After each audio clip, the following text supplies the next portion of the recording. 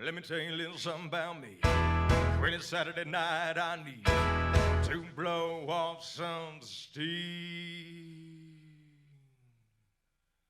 1, 2, 3, 4.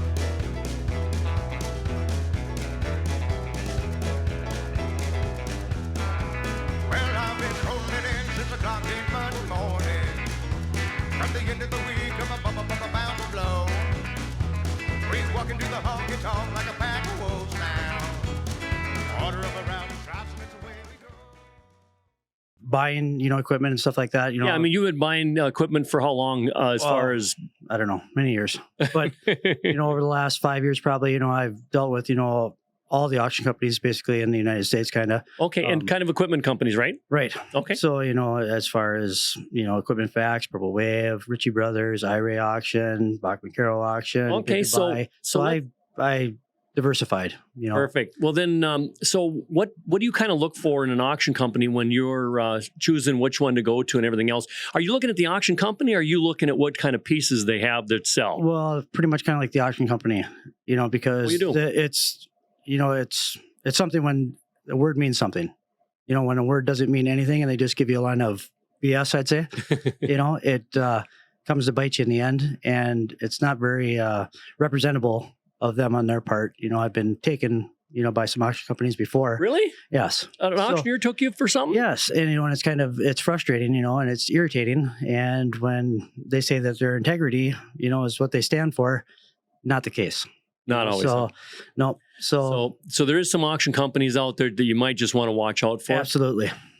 Now, when you have that experience with an auction company, do you kind of go on their Facebook or Google or how they do that homepage thing where you can give them a rating? And I don't give them a rating. It's just word of mouth. Kind of just goes a long ways, because when you're buying equipment and stuff like that through different auction companies, it spreads real fast. Okay. So you don't need to publicize it, kind of that way, which I could, but. Yeah. And with the internet today and with everybody being on the internet, doing their bidding and everything else, right. I think it's a good way to at least let people know your frustrations. And I mean, you do have to really badmouth them, everything else. No, I don't think so. But, you definitely can grade them. Right. Correct. And when it costs you, tens of thousands of dollars. It's cost you 10,000 or better? Yep. Wow. So it's real irritating for me, okay, well, especially when you spend a couple $100,000 with them over the duration, it gets to be frustrating. Wow. So somebody nicked you for a $10,000 bill. Is that kind of the deal? Yep. Now, in that incident, it was at an auction? It was an auction. Yep. Did you bid on the item? So I had bid onto it prior to the auction ending. Okay. You bid on that item? Yep. Okay. So then prior to, so then I had asked them who owned the truck prior to, and they didn't know who owned the truck, all right, which is just baffling to me because they're the auction company selling an item for a person. Okay. And they should know who owned the truck, right? I mean, when you ask them who owned it, were they saying that, well, we can't disclose that? They were just saying they didn't know. Oh, they didn't even know. Right. Okay. So then after the fact, I find out that the auction company owned the truck. Oh, that's why they didn't know. Right. Now, did they know that there's anything wrong with it, or did they say that the thing was in good shape or anything like that? They said it was inoperable at the time. Inoperable. Yep. Okay. So then at that point, then it was auction had ended, and I wired them out $22,000 for the items that I bought. Okay. 7 days later, they say, well, you want another truck. Oh. So then it's another $10,500 for another truck that I apparently bought, which to me, when the auction ends, it ends. Not 7 days later, they don't throw another $10,500 on you. And did they make you pay it? I had to pay that before they'd release the items that I paid. Oh, so they held your other stuff hostage? Exactly right. That you paid for? Exactly right. Yep. Wow. And it was really irritating because I bought it through an auction company that was from the East Coast. And basically, I called them and they had nothing to do with it. Oh, you mean the auction online part? The platform of it. The platform you're calling. Yep. And they don't. Typically, those guys are hands-on, hands-off. They might run the bidding part of the system, but they really don't have anything to do with the equipment and the representation of it, let's say that. Right. That has to do with the auction company. Right. And, a lot of auction companies don't disclose, and that's wrong. I think that's really wrong because, when we put ourselves in that position, we should be looking at the fact that, okay, what if we're on your side? right? Right. Because it's always good for the goose, good for the gander kind of a thing. Yep. But when it's a one-sided deal, that's really not a good thing. And, that there's might be some legality there. Right. And there's items that I've bought prior to, years past from the same place that ends up that I won, but I didn't receive the items. That wasn't in Minnesota, was it? Nope. Okay, good. It was really close by. It was close by? Yes. Okay. So, and that's frustrating, and there's items that I had actually won on there that they had actually sold out from underneath me, prior to me getting out there to pick up my items. And they sold them off Monday? Right. And you paid for them? Paid for them, and then they corrected the bill once I got there to pick up the items. Oh, and they said, wow. "Oh, yeah, we don't have that anymore." Well, what do you mean you don't have it anymore? So Yeah. we'll just deduct that from your invoice. Yeah. I'm like, well, that's just not right.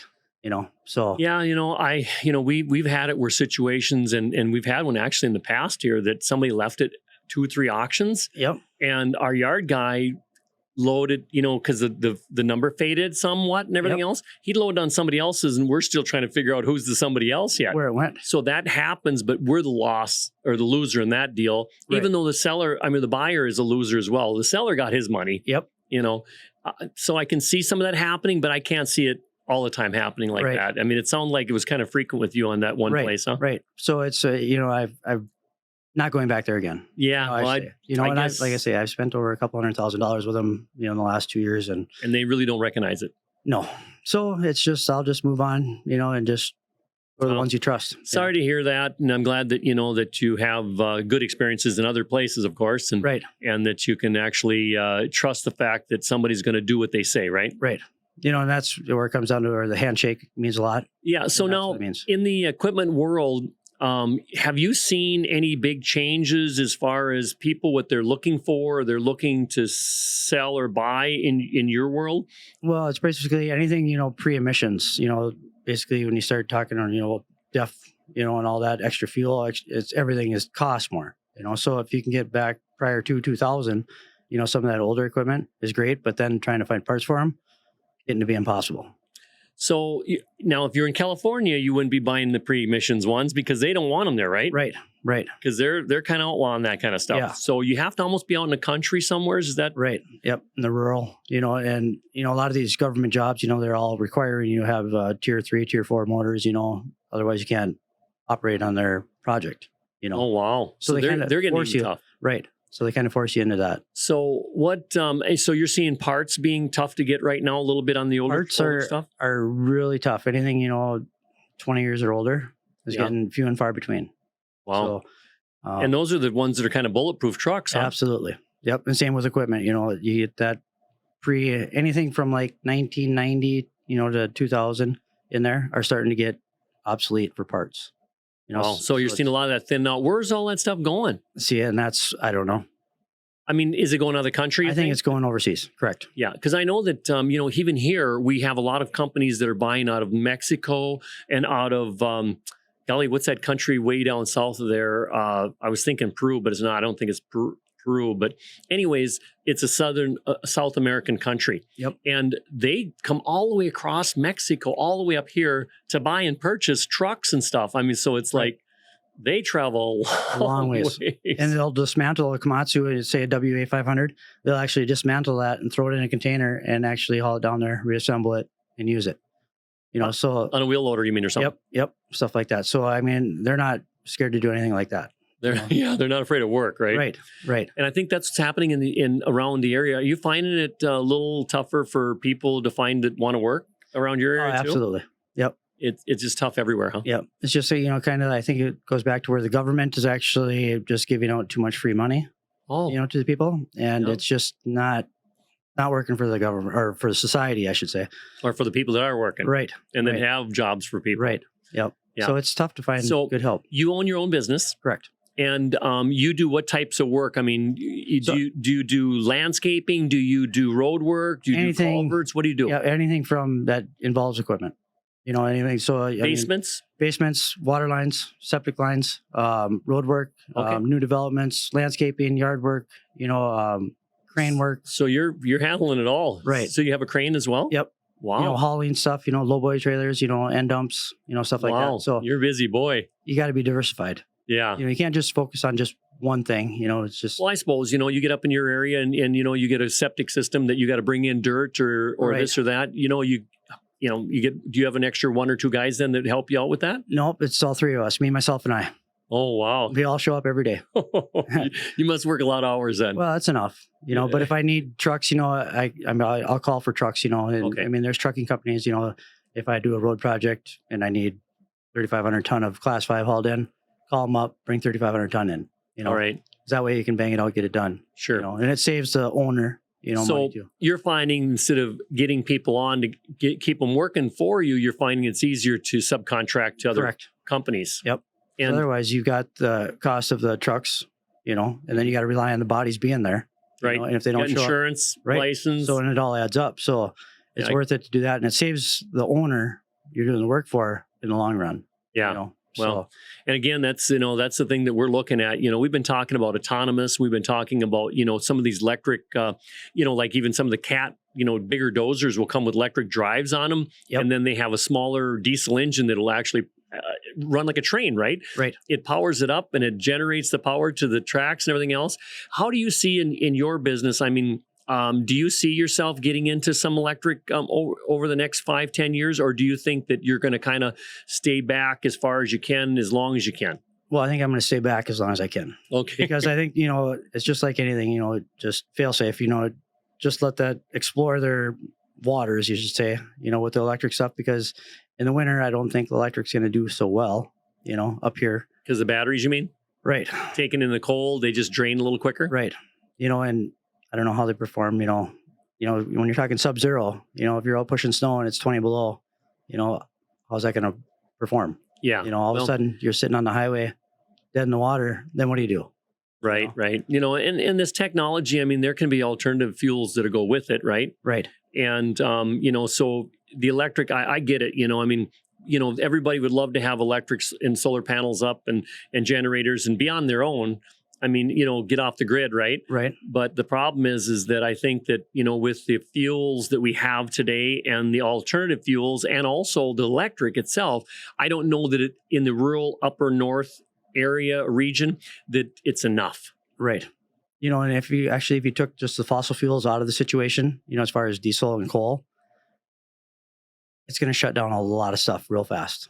Well, I was actually down the cities yesterday, and I mean, the line of semis, I couldn't believe it. It was bumper to bumper semis all the way down. I mean, just think of the product they're moving up and just into Daily. the northern region. Just daily. That's daily, yeah. Yeah. And if you 'Cause- took that out of the equation, one day of no trucks, no diesel fuel, you've got chaos.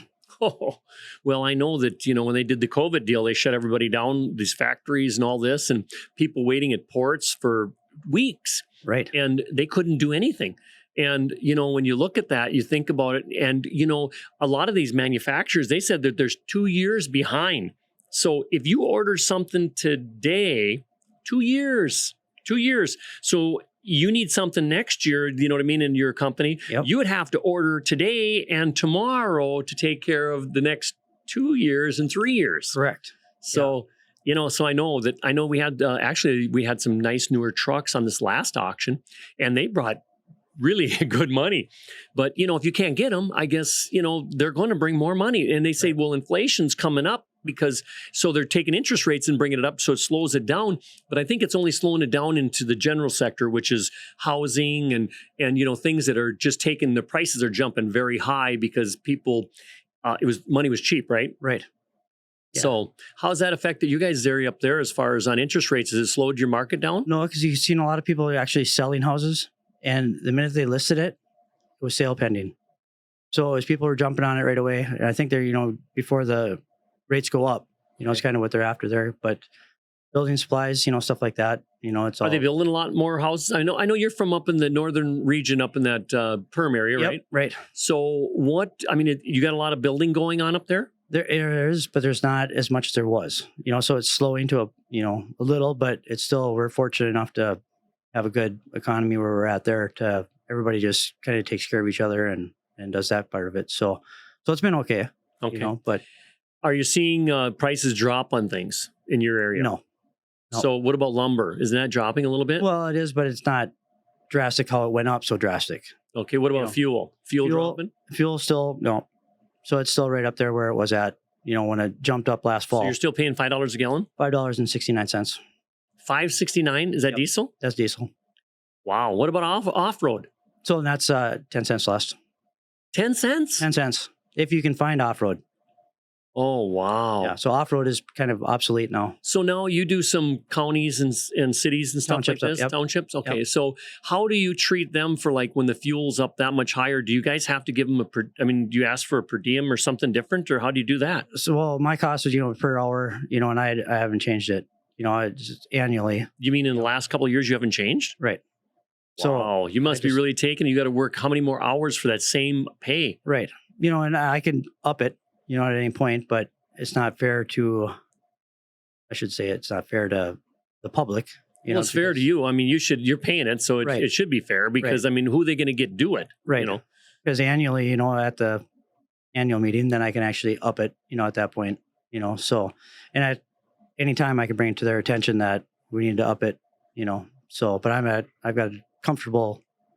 you're boundary okay with where you're I'm at, Yep. and you're fine with the hours you're putting into it and Right. everything else. Yep. Because then you just take care of the people that are around you, and the people that live in your township kind of or next door, you just take But care that of those doesn't mean that you can't get paid extra for your fuel. I mean, if you're Right. paying it, you know what I mean? Fair Right. is fair. I mean, they wouldn't want to work for $10 less an hour because, you know what I mean? Right. It cost them that much more. So is that fair? You know what I mean? So, Right. so And that's your where kids starve instead of theirs, right? Yeah. And it's like, labor wise, if you took a piece of equipment to a shop, it's 150 to 200 bucks an hour for their shop rate, and Wow. a lot of people, you tell them you go there with a piece of equipment, so if you take an excavator there or a dozer there, and you charge them $150 an hour, they look at you like, well, that's kind of a lot. Well, it's really not a lot. That's cheap, so it's like some of the people, you just can't get it through their head, but Well, they might be the older guys that have been used to paying somebody, $35 or $30 or $20 or whatever the money, you know what I mean? Right. It's $65 an hour, let's say. Yep. And the shop rates, because of insurance and taxes and, Right. building costs and fuel and I mean, all this stuff, Right. it has a big bearing on that per hour pay or Absolutely. what you get. right. So has the wages went up with that in your Not a area? lot, and it used to be where like kind of the higher paid jobs was, $15 an hour. Now, 15? yeah, we're looking like 4 years ago. Okay. So now we're at like $22 an hour for that Okay. same type of job. Wow. So really, it hasn't jumped a whole lot considering what everything else is inflated. Well, you might want to be careful because these guys know that you're only getting $20 and $30 an hour. We're on a podcast here, and they see it all over the world. They're going to say, "Hey, Rick, where are you living? I want to come hire you." Well, I'll tell you what, bring your money. Yeah, that's right. But as long as you're happy at the end of the day, that's kind of what matters. Yeah, I think So- that you're kind of an entrepreneur in your own right. Right, So it'd be pretty tough for you to quit and just go work for somebody else. right. And I work. What if they come up to you and said, "Hey, I'd give you $50 an hour to come work for me"? Would you probably pack your lunch and go over there and work? probably wouldn't. You probably wouldn't. See, that's what kind of entrepreneur you are. You'd have a I hard time moving on. Huh? Really like what I'm doing. No, you do. And it's just I like the people that I work for, and it's just good camaraderie. It just Sure. that's what makes life fun. So going back to the auctions, I know that you've had some good experiences and bad experiences in auctions. Do you ever look for just the pieces at auctions, or do you typically look at the auction and then look at the pieces? Well, I actually look the auction site, and then I'll actually just look through everything they got. Okay. So for example, if I looked at yours, I'd look at every item you have. Every month you have an auction, I look at everything you have. Okay. So and then I'll look through, another auction site, and I'll look through all the trucks, I'll look through all the equipment, and then I'll just save, which items I like, Sure. in there. So whenever they come up, then they're notified. I'm notified. So do you ever Google individual items when you're looking for auction items? Not a whole lot because I've got one of everything. So It's So up there, you do. Huh? yeah, so it's like if you don't have it, you can't use it. So Right. it's good to have them, and So do you sell some things as the years go through? not a whole lot. I haven't. In the past, just basically I'll sell some stuff. If people just stop by, but I really don't advertise anything. I just keep it because it costs a lot down the road to get something to replace it. Yeah. So buy it right, hang on to it. For instance, steel, is one thing. If you can buy steel, in bulk, Steel like in like just iron, you know, You mean, like are you talking I-beams or I-beam stuff like stuff? that, Okay. you know, because metal always goes up, you know, in cost. So that's one thing that you always want to just buy whenever you can, a lot of it. Okay. So So you're kind of into just basically, is that clean steel kind of a thing? Is that, Yep. or Yep. are you talking about anything? well, just kind of anything almost, you know, Do because you scrap some stuff then or no? not a whole lot. You So know, you must have about 200 acres of stuff, huh? not quite yet. It's growing though. It's growing. But it's like, you know, if you ain't got it, you can't use it. You know, and if it sits there for 5 years and you haven't used it, well, then you could maybe think about scrapping it Or selling it. or selling it. Right. Right. Well, good. Now, is there anything else that you'd like to tell our podcast audience as far as about your life, about what you're doing up in your neck of the woods, or what you see that's coming on that you might think that might be interest? Well, it's just watch who you hire, you know, stuff like that. Make sure you're open, you know, and open to their ideas kind of deal, you know, Sure. because I look at some people, you know, you look at it, say, for instance, you're drilling a well for somebody. Sure. Well, $12,000, you know, to drill a well, you know, and that's one day in and out. How deep a well is that? Well, let's say if it's 200 feet, Okay. you know, and if it's a 6-inch well or whatever, you know, Sure. then that's one day's worth of work. So How much is that again? $12,000. 12,000 for a well now. Right. Wow. Is that on sand or what kind So of? yeah, soil? so you know, basically, so it's like $30 a foot. That's Wow. what they're going with. Then all of a sudden, you got the pump. You know, that's just for drilling. And you got the pump, the casing, you know, all that stuff. So that all adds up onto it. So then it's like, for instance, you go and charge somebody $3,000 for a day with an excavator and a dozer to landscape their entire property. You know, then they're hemming and hawing over that. It's like, are you kidding me? You know, you've got 3 pieces of equipment: the little boy tractor to get in there, you know, Yeah. and haul it back out. Then you've got an excavator and a dozer, you know, to do all that work. Yep. And they'll pay for the well, 12 grand, but then they won't pay for your entire yard to be, Well, you know, there's a difference between a need and a want, right? well, right. They need the water. Yeah, They just want their landscaping. exactly. Yep. So it's like, they got to look at it that way too, kind of, but Yeah. Well, and you know, and that's a sad thing to say, but you know, I guess that, you know, everybody's getting it one way or another through this economy. I do see a lot of different, you know, types of things that are going on, and that people are doing different things, and it's kind of nice to see it in a rural type area, and what, you know, what you're doing to survive in that area, right? right, And diversified is kind of cool too. So right. you know, when you're able to run a dozer and you're able to do a good job with it, Yep. and run a grader and an excavator and a skid Right. loader and, Yeah, and a as- dump truck and Yeah. So when you got those skills, yeah, I mean, the world is open to you, you know, yeah, it really is. And you know, and you do have a lot of choices to make, right. you know, Yep. and that's cool. And you can pick and choose. And That's that way, at the end of the day, you're happy. There you go. Because the key to life is being happy. Yeah, it is. It really is. And if you're not happy with what you're doing, you should find where your talents are and become happy. Correct. And find something. It doesn't necessarily mean the money, right? You just Right. said that. It Yep. doesn't mean the money. Nope. It means that, you know, you're It's happy and you're happiness. good with it. You Right. know? Because life is short, Yes. very it, short. it comes to an end quick. Yes, it does. It does. Yep. Well, Rick, again, Rick Johnson, thank you so much for coming out here to IRA, to the IRA podcast. Absolutely. Thank you for And having me. You know, it's actually Equipment Talk with the podcast here with IRA. Sure. But you know, if you do have something in the future, which you're looking to kind of get across to a wide audience of equipment, you know, enthusiasts, and Yep. and that we're kind of trying to find out what is happening and what isn't happening, and you've got a good story to tell, Yep. I'd like to hear it. Oh, absolutely. All right. Yep. Well, again, Rick, thank you so much. Do appreciate it. And you take care. Hey, thanks. And thank you, everybody on the podcast. Again, Equipment Talk from IRA. Thank you. Thank you.